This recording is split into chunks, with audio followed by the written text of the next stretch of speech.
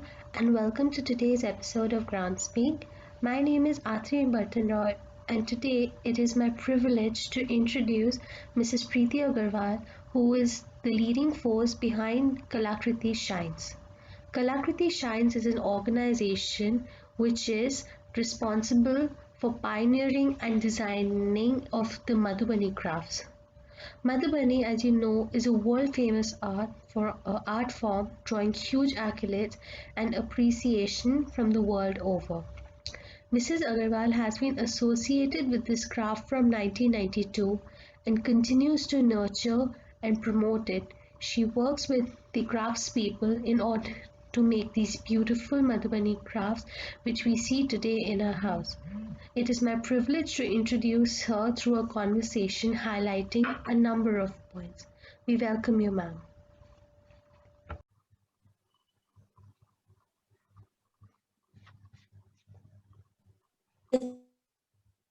The audio is clear, but let's see. Okay, can you hear me now? Yes, ma'am, I can hear you now. Can you hear me now? Yes, ma'am, I can hear you. Okay, just there is a voice cut. Okay, 1 sec, Athri, just let me check my audio. Before we begin with the questions, ma'am, can you please tell me a little bit about Kalakriti Shines? Yeah, actually, Kalakriti is an NGO started by Kalakriti family, I should say. It started by a number of, like, in the very beginning, before I started this Kalakriti, I was thinking about it, and I was thinking to start something with the concerning the local art form. And I came across people, I just did a survey, and I saw that many of the ladies around, they were a little, a little troubled with the domestic scene. They weren't given enough freedom to do any work, and this art form was taken for granted because it was handed over from generation to generation, so there was no value for it.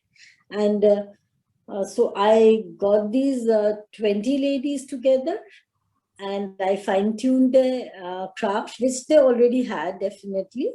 And then we started doing a little bit of production on movable items like paper and fabric. So this is how it came.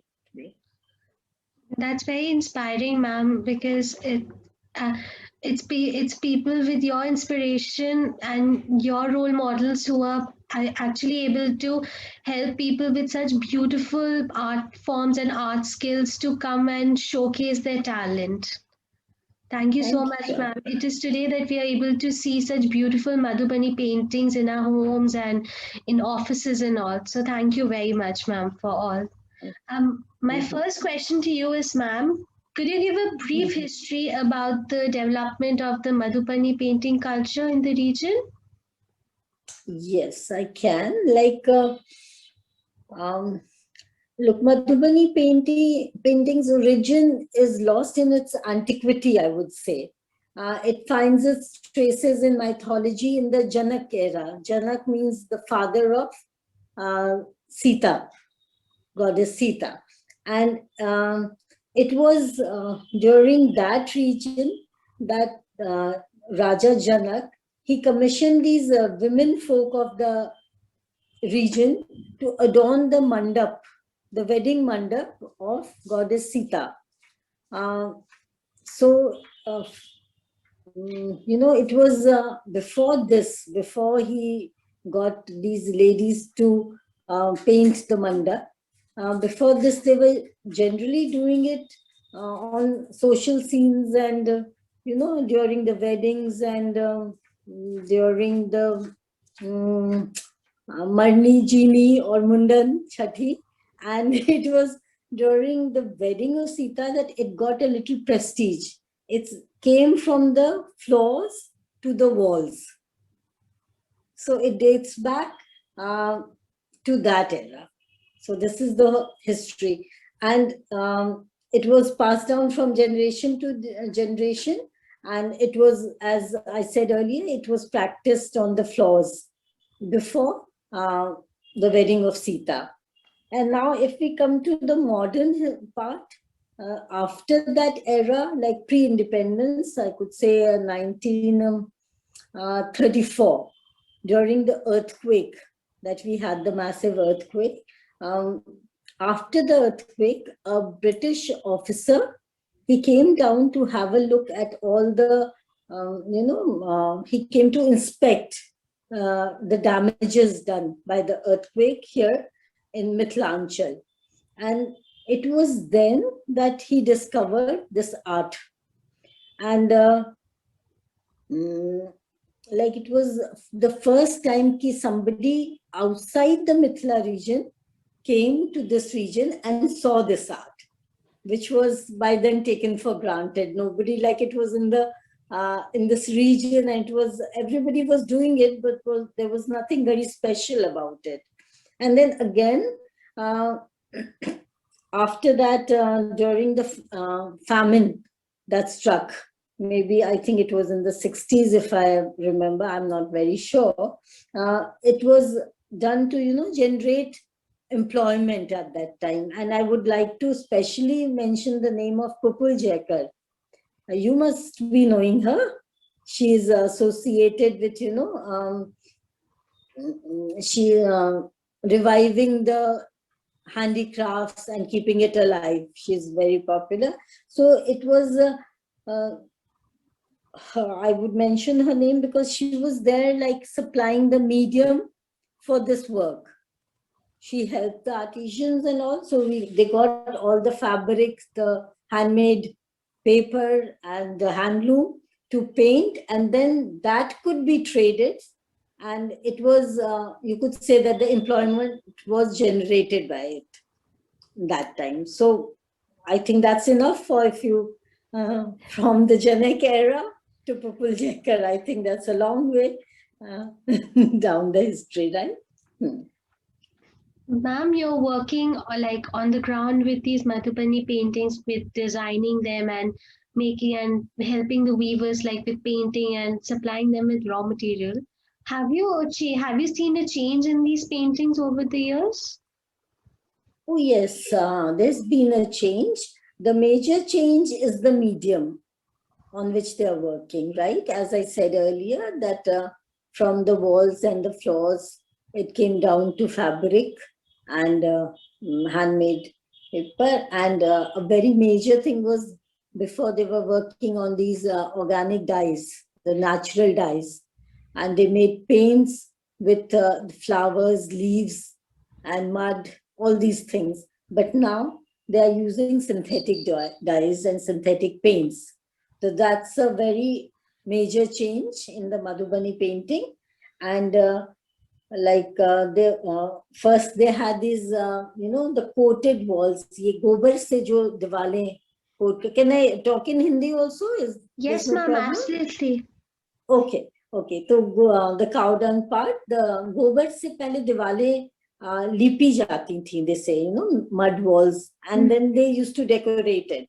So the same thing they were doing on paper also.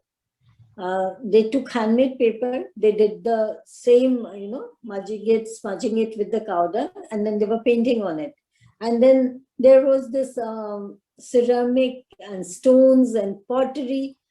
The techniques got modern, and you can say from karchi, the bamboo pen. It's called karchi. So from karchi to kalam, I would say. So they were using the nib, they were dipping it in paint and doing it instead of dipping the karchi and doing it. And another change was the subject, I would say. It became the voice again and for things like, I would say, the child education, pesticides, deforestation, women empowerment. So now they were painting on these subjects as well, for and against. So these are the major changes in this art form, right? Can you tell about the people who have been working on like Madhubani, like the crafts people who have been working in these beautiful paintings? Do they belong to any particular community, or are they like people from around the region only? Yes, the people were around the region itself, but as you know, in those days, strong caste system prevailed. So there were sections like the upper class, the middle class, and the lower caste. So initially, I would say, not till now, but different subjects were there for different strata of these communities. Okay, like I would mention a few, like the upper class, they were doing the tantric ones, and the lower class was doing the Godna one, and the middle class was doing the general, the Ramayana and the Mahabharata. So it was divided, you know. But that was very early, and like the other caste, like the lower caste, couldn't paint anything other than they were what they were assigned. So they had to paint only Godna that was given to them. But mm, what should I say? And these people, you know, it was something like it was handed over from generation to generation in the same way, like when you do cooking, when you see your mom's doing cooking, so the girls learn automatically. Don't you think that? Right? So in the same way, like watching their elders do this, the kids learned it through, what should I say, osmosis. They absorbed it. So the people in this region, they absorbed this art and everybody was doing it. In the beginning, it was divided, it was distributed, but later on, it just merged and everybody was doing this painting. And is there any specific kind of training that they undergo before like joining this people, crafts people and all? Do they have any specific training in today's time? No, no, not at all. This is a folk art, as they say, and it's coming naturally to them. And the girls, they start helping their moms and their grannies and their aunts while doing it, and they gradually take over from them. So there's no training, if you say, it comes from the elders who are doing it in the family, but nothing assigned, no particular course or nothing like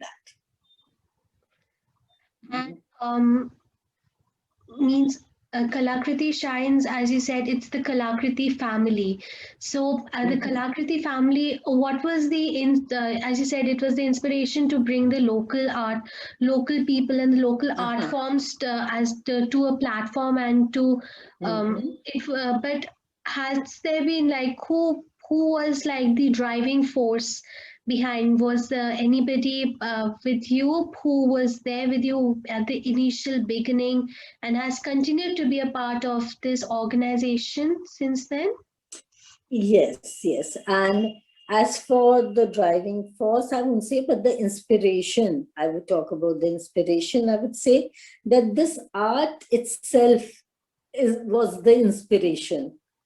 Uh, this form was unheard, it was unseen, and it was a challenge, you know, to fine tune these artists and introduce them to its commercial side. So the art itself, I would say, was the inspiration. And of course, I have my main artist and my designer who are working with me since I started this work. And they are the driving force, and they are the, the strength behind Kalakriti. This is what makes Kalakriti shine. The family, the group that is increasing day by day. So that's the force. And the main head artist and the designer, they are the ones who make it shine. Ma'am, has the because of the COVID-19, I'm sure there was a Mhm. lockdown and you had to maybe Yes. close your business for a while because of Mhm. this. Did the sales of the paintings affect during this period? Of course, in the beginning during the lockdown, there was a total shutdown and this trade was badly hit. But since I would say it's the main source of income for the ladies to keep their kitchen fires running or to for the kids to go to the school as they were doing it, I had to think of something. So the big bang came with the masks. So we initiated by painting masks. A real comeback was through these masks, and we were taking all precautions. We were not doing one-to-one. All the ideas, the designs, everything was shared on WhatsApp phones, and there was pickup, drop, taking the safety measures, and they were getting paid for, and we were getting to trade the mask, and we were getting what we were getting in return was going to the artisan. So I would say it was a big pickup after the slump. And And that continued after the mask. That continued, we started with other items slowly, and now it's okay. I mean, not as good as it was, but it's picking up every day. do you have any tips for like budding entrepreneurs and people who want to go into this field and maybe promote local crafts and all that? Do you have any tips for them that they can follow in order to be as successful as you are in your venture?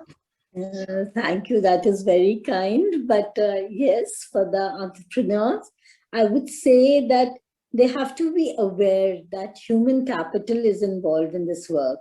So please, I would tell everybody, all the entrepreneurs, to please respect that and don't try and find perfection in it, because it's not machine made, it's not traced. The original Madhubani, what we are doing, it's totally hand done, it's freehand and very rustic, very rustic. So preserve that and keep the pieces as they should be over the years. Don't modernize it too much. I would suggest that, because there's a market for traditional thing. It's not that unless, of course, change is necessary, you have to go about it. But the rawness, the rusticness, please keep that intact and uh, pay back to the artists, in a way that you are receiving it, because it's them who are doing this work and keeping it alive. So I would appeal to everybody, all the entrepreneurs, go ahead, give them employment, but keep its rawness intact. You said something about traditional other forms. Are there any Mhm. other art forms in the region which are not as which have also been reviving now or are still quite unknown Mhm. for the people here? Yes, there are a few things like Sujni work. They have the terracotta, the local ones I'm talking about. And one which is very popular is Siki work. There's a special kind of grass. Uh, it's called Siki. I would say hangings, wall hangings are made with that. And you have the small baskets, trays, everything is made with this. And of course, makhana is there. So before it was only edible, but now they are making garlands, mala banti hai, and small pieces, show pieces also are being made. So all these are there. And I would say Sujni has taken a back seat. So even I'm trying, and I would ask others also to try, bringing that form also. It's very beautiful. It's a form of embroidery done on cloth. So, I mean, we should encourage this and it should go ahead because the steak is picking up. Terracotta, they are planning. I've heard that Vidyarthi sir is going to make a workshop here, a museum and all, and terracotta. All the potters are very happy. But for Sujni, there's nothing big coming up. So we need to promote that as well. And government is doing a lot for Makhana, so that's okay again. Yes. Thank you so much, ma'am. It was lovely talking to you. We've heard so much about Madhubani painting, but you have actually helped it revive into the position that it is today. And I means there's so many points that means at this point of time during lockdown, lot of businesses and all have been, unfortunately they have had to close down due to the problems faced. But you have made sure that the business doesn't fall, and also made sure that the safety and the security of the workers are also intact while giving them their livelihood. And it is very nice, ma'am. It was lovely talking to you. Thank you so much, ma'am. You're welcome, Harthi. Same here. Even I had a lovely time interacting with you, and thank you once again. Thank you, ma'am.